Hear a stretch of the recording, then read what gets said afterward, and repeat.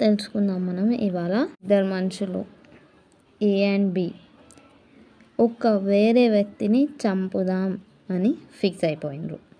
ఆ వేరే వ్యక్తి జెడ్. ఏ అండ్ బి జెడ్ని చంపడానికి ఫిక్స్ అయిపోయినారు. వాళ్ళు ఎలా అయితే ప్లాన్ చేశారంటే కొంచెం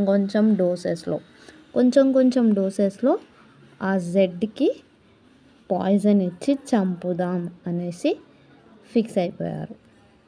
వాళ్ళు కొంచెం డోసెస్ వేస్తూ వాళ్ళిద్దరూ పార్ట్నర్షిప్లో జెడ్ని చంపేశారు. ఏ అండ్ బి మంచిగా ప్లాన్ వేసుకొని కొంచెం డైలీ కొంచెం అతనికి అనుమానం, జెడ్కి అనుమానం రాకుండా, ఎటువంటి అనుమానం రాకుండా చంపేశారు. They killed Z. ఓకే, అయితే వాళ్ళు కావాలనే ఇంటెన్షనల్లీయే ఇద్దరు కలిసి కోఆపరేట్ ప్లాన్ అమలు చేసి చంపేశారు. అయితే దీంట్లో ఇద్దరికి సమానమైన పనిష్మెంట్ ఉంటుంది.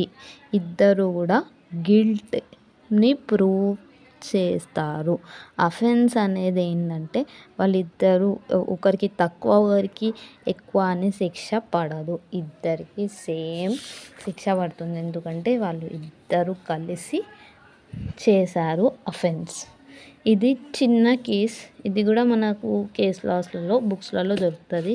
చాలా అయినాయి. కాకపోతే మనం ఏ బి అని ఎందుకు చెప్పుకుంటున్నాం అంటే పర్టికులర్గా అది ఏం కేస్ నేమ్ అట్లా లేదు. సో మనం ఇలా చెప్పుకుంటున్నాం. Thank you for watching. నా వీడియోస్ ఇలాంటివి ఇంకా చాలా మీకు తెలుస్తూ ఉంటాయి. ఎగ్జాంపుల్స్ ఇవి అన్నీ మీరు తెలుసుకుంటూ ఉంటే మీకు క్యూరియాసిటీ పెరుగుతూ ఉంటుంది. లీగల్ నాలెడ్జ్ ఎక్కువగా గెయిన్ చేసుకోవచ్చు. మీరు షేర్ చేయండి నా వీడియోస్ని, కమెంట్ చేయండి ఏదైనా తప్పుగా మాట్లాడి ఉంటే, అండ్ లైక్ చేయండి. Thank you for watching my video. తెలుసుకుందాం మనం ఇవాళ. ఇద్దరు మనుషులు ఏ అండ్ బి ఒక వేరే వ్యక్తిని చంపుదాం అని ఫిక్స్ అయిపోయినరు. ఆ వేరే వ్యక్తి జెడ్. ఏ అండ్ బి జెడ్ని చంపడానికి ఫిక్స్ అయిపోయింది.